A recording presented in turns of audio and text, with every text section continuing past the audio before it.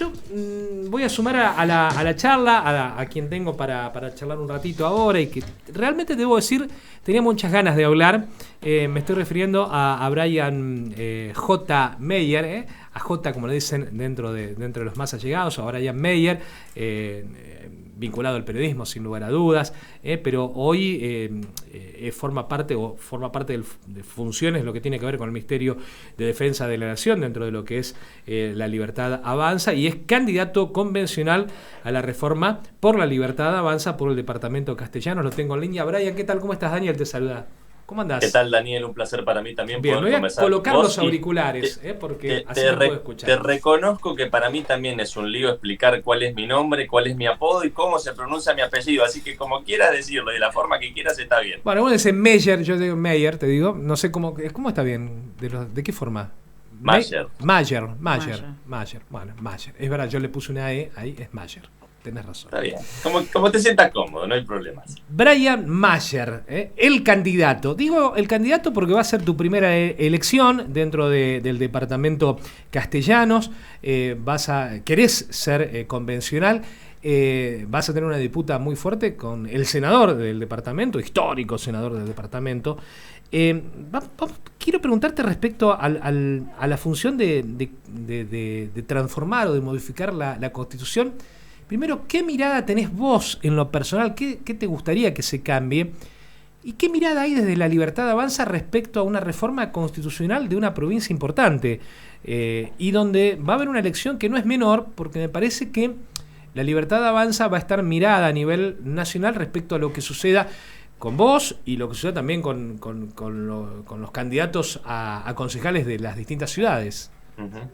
Bueno, tocás varios temas en una misma presentación, Daniel. Voy a tratar de ser lo más escueto posible, pero bien lo remarcabas, una elección muy importante porque todo lo que rige hoy a la normativa vigente de la vida social de los santafesinos, institucional, política, económica, financiera, es lo que se escribió hace alrededor de 60 años atrás en la Constitución que está vigente. Y ahí está la importancia de lo que se vaya a redactar o escribir en la nueva Constitución, quizás por los próximos 50, 60 o 100 años, y ahí está la relevancia. Y nuestro desafío es no entrar en el debate ni en la discusión de la casta política de la provincia de Santa Fe, que ha llevado que entre gallos y medianoche se plantee una reforma a escondidas de la sociedad en periodo de sesiones extraordinarias, en algo pedido y asociado entre el gobernador y parte del sector peronista, radical, socialista, parte del PRO también, en la provincia de Santa Fe, donde no se incluyeron prácticamente en ejes de discusión las cuestiones que a la gente común, a los vecinos, a los trabajadores, a los comerciantes, a los industriales, al campo le interesa discutir. Simplemente ellos hicieron los acuerdos necesarios para discutir lo único que les interesa, que es la posibilidad de que el gobernador sea o no reelecto en la provincia de Santa Fe, algo que ahora no está contemplado tal cual está funcionando la Constitución actual. Nosotros venimos a proponer la Constitución de la Libertad o la reforma de la libertad, y que no sea una reforma de los políticos para los políticos, sino de los vecinos para los vecinos. Y ahí es cuando uno empieza a poner el foco, y linkeo esto con lo que vos me planteabas del otro competidor aquí en el departamento Castellanos, que es el senador Alcides Calvo. Cuando yo nacía, el senador Calvo ya trabajaba en el Senado y a los 2 o 3 años ya se convertía en senador. Lleva 23 años de senador departamental. Se pone en discusión entonces la unicameralidad, que tanto dinero los santafesinos se está llevando en su funcionamiento, 142.000 millones de pesos al año.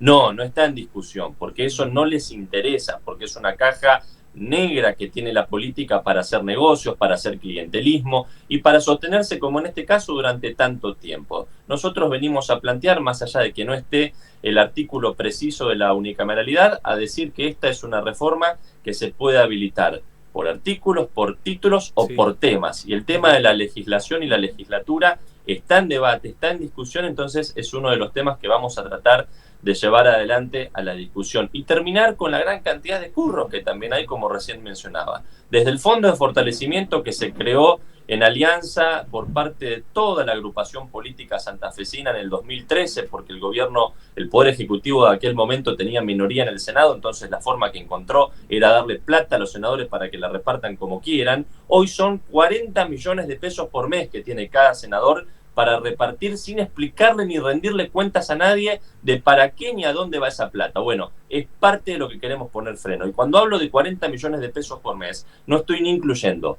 ni sus salarios, ni la cantidad de asesores que tienen, ni los viáticos que cobran, ni tampoco las oficinas que alquilan por ahí para poder trabajar o para poder hacer también actividades partidarias. Bueno, esos son temas que hay que, al menos nosotros tenemos como desafío, hacerle entender a la gente de que es importante, de que hay que ponerlo en discusión, y es justamente también parte de la demanda ciudadana que hubo hace poco tiempo atrás a nivel nacional cuando se votó y se eligió a Javier Milei para terminar con los negocios y los curros de la política. Eso mismo intenta hacer ahora La Libertad Avanza en toda la provincia de Santa Fe y en nuestro caso en el departamento Castellanos. Creo que hay lo que venís diciendo del gobernador, por algunos sectores se piensa de que hay reelección en todos los cargos como el gobernador no debería tenerla. Ahí estaría bueno discutirlo, que podría llegar a ser por un periodo, pero creo que abre la puerta a algo que me parece que es sumamente interesante y que hoy la gente, lo pone, en la charla familiar está saliendo esto que vos estás diciendo. 23 años de Calvo, cuántos sabemos de presidentes comunales enquistados dentro de sus comunas, y no es que no haya gente que no quiera ser presidente comunal, que por allí no tiene esas posibilidades o está tan enquistada la situación que no lo permite.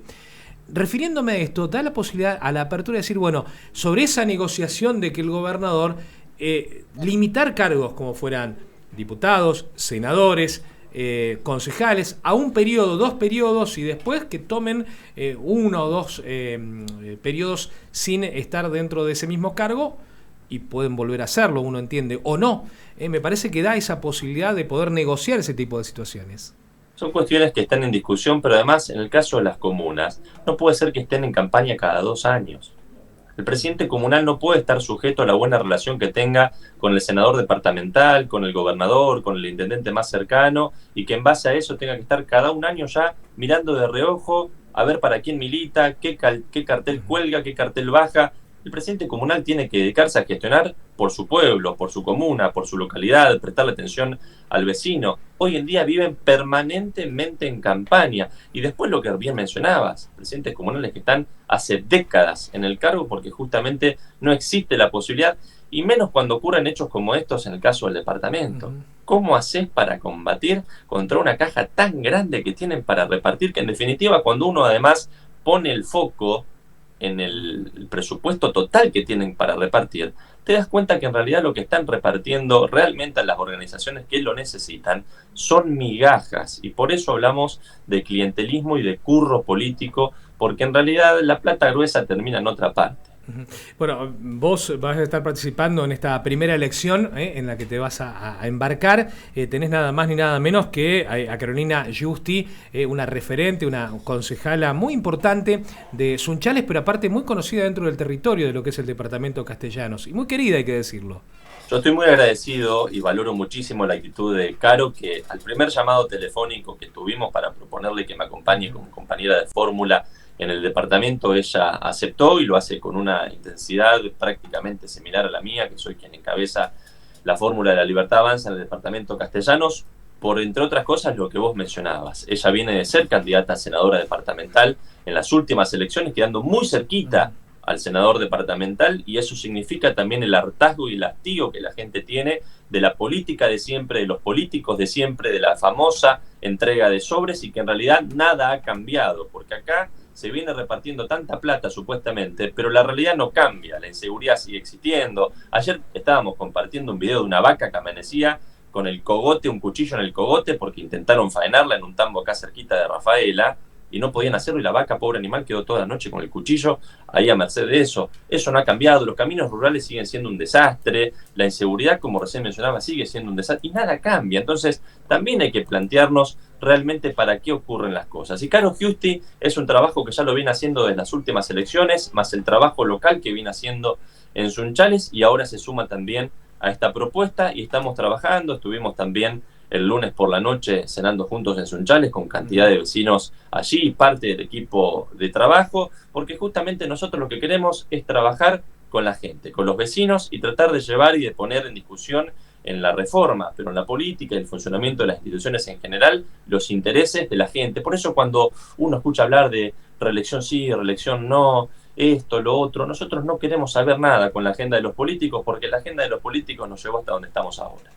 Estamos charlando con Bryan Mayer, es candidato convencional a la reforma por la Libertad Avanza, por el departamento Castellanos, pero hoy tu trabajo está ligado a lo que es el Ministerio de Defensa de la Nación. ¿Podemos charlar un poquitito respecto a cómo está la defensa de nuestro país? ¿Cómo estamos con los equipamientos? Sí, Daniel, mirá, vos lo mencionabas al principio, vengo del palo de la comunicación hasta el 9, bueno, podría decir que hasta el 10 de diciembre mismo del 2023 ejercí, porque ese domingo cubrí dos cosas. Primero, la asunción del presidente Javier Milei y segundo, la segunda entrevista que pude hacerle en mi vida al presidente ucraniano Volodymyr Zelensky, que la primera fue en Ucrania y la segunda fue en Buenos Aires con su llegada y participación en la asunción de Milei. Y a partir de ahí, por una llamada que recibí, una reunión que hubo en los días previos a esa fecha, el 11 de diciembre comencé a trabajar como asesor del ministro de Defensa, el doctor Luis Petri, dándole continuidad también a lo que venía haciendo en el mundo de la comunicación, que tenía que ver con esto, ser acreditado permanente en el Congreso y Casa Rosada, pero también cubrir temas vinculados a la defensa y al asunto militar nacional e internacional. Y en este caso, del otro lado del mostrador, esas inquietudes que en algún momento se planteaban en conferencias de prensa Gabriela Cerruti o que se escribían en artículos o notas de opinión, ahora se trasladan directamente al más alto nivel político del entorno nacional y también internacional por reuniones que tuve, por ejemplo, hace 15 días atrás en Bruselas con autoridades de la OTAN y de la Unión Europea en materia de defensa, porque por fin en Argentina, yo no lo había visto nunca en mi vida y entiendo que del 83 a la fecha nunca había sido un eje de gestión de un gobierno nacional la defensa y el cuidado de la soberanía nacional, y eso está ocurriendo. Por eso a mí me encantaría darte respuestas mucho más profundas, abarcativas y mucho más onerosas en cuanto a lo concreto, pero lo cierto es que en este poco más de un año de gestión se logró hacer lo que se pudo a contramano de 40 años de desinversión en materia militar. Entonces, cuando vos me preguntás algo como lo que me preguntaste recién, sí, yo me tengo que conformar con decirte que ahora por lo menos las guardias militares pueden volver a comer en los cuarteles, porque el kirchnerismo durante el último semestre, especialmente del 2023, partía a las guardias militares. Los militares no tenían ni siquiera para comer, estando de guardia dentro de los cuarteles. O tenían que llevarse un tupper desde su casa, o tenían que partir las guardias y rotar para que el que estaba de guardia a la mañana se vaya y almuerce en su casa, el que tenía franco a la mañana vuelva para hacer guardia a la tarde. Un desastre. Después, por suerte y por decisión del presidente Milei, del ministro Petri, y también por el alineamiento que tiene nuestro país después de mucho tiempo con el resto del planeta, podemos hablar de inversión en recuperar la capacidad supersónica. Ya tenemos en nuestro país el primer F-16, que sirve de entrenamiento para nuestros mecánicos y pilotos. Se está trabajando en las obras de infraestructura, principalmente en Tandil y en todas las bases aéreas argentinas donde van a operar este sistema de armas, que insisto, Argentina, después de más de 10 años, recupera la capacidad supersónica. Sí. Es difícil de explicar la relevancia que esto tiene para la protección de nuestro espacio aéreo, pero la gente, los vecinos, son conscientes de que en un mundo como el que vivimos, con una realidad regional en cuanto a los recursos que hay en nuestra región continental, pero también a los desafíos mundiales que hay con guerras abiertas en otras partes del planeta, pero que afectan directamente a nuestra realidad, tenemos que tener capacidad supersónica, tenemos que tener capacidad submarina, sí, que se ha perdido y que ya hay ahora una carta de intención firmada con Francia para trabajar en ese sentido. Tenemos que trabajar en nuestros vehículos blindados, como se vienen modernizando el ya tradicional tanque argentino mediano, ahora en su versión TAM 2C A2, se está trabajando también en la compra de vehículos mecanizados. Es decir, este gobierno vuelve a poner en agenda el asunto militar, que no es una cuestión de militarizar el país ni nada por el estilo. Si hay algo que quiere este gobierno, y justamente por eso uno apuesta a la defensa, es mantener y sostener la paz de nuestro territorio. Esto es como cuando uno contrata un seguro o un sistema de seguridad en su casa o en su barrio. ¿Por qué lo haces? ¿Porque querés atacar al de al lado? No. Justamente porque si al de al lado o a cualquier otro del barrio, de otra ciudad o lo que sea, se le ocurre o se le cruza la más remota idea de querer meterse con vos, que la dude antes de hacerlo, porque va a ser consciente y va a ser disuadido y persuadido por las capacidades de uno a no meterse con uno. Bryan, la cuestión, te pregunto, ya que estás en un lugar de relevancia dentro de lo que es el Ministerio de Defensa. Argentina viene trayendo en los últimos años, más precisamente dentro de lo que es el kirchnerismo, la poca defensa o el no control de lo que es nuestra frontera norte. Hubo alguna acción, porque decían que no había plata para el tema de los radares. Hubo alguna acción del gobierno kirchnerista en donde el gobierno español había brindado un radar determinado y se lo había mandado a la Argentina, pero estamos hablando de cuestiones que realmente es un colador, sigue siendo un colador en gran parte de esto.